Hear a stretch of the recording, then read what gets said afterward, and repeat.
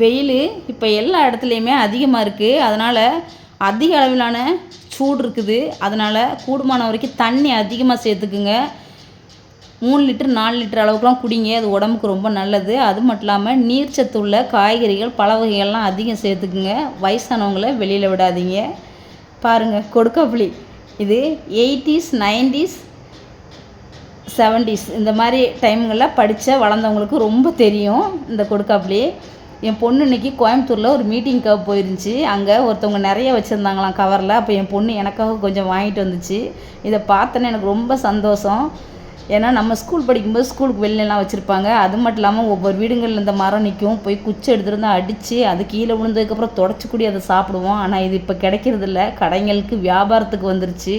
அன்னைக்கு 80s 90s 70sலாம் வாழ்ந்தவங்க ரொம்ப லக்கியானவங்கன்னு சொல்லலாம். நீங்கள் எப்படிங்கிறத மறக்காமல் கமெண்ட்ஸில் சொல்லுங்கள்.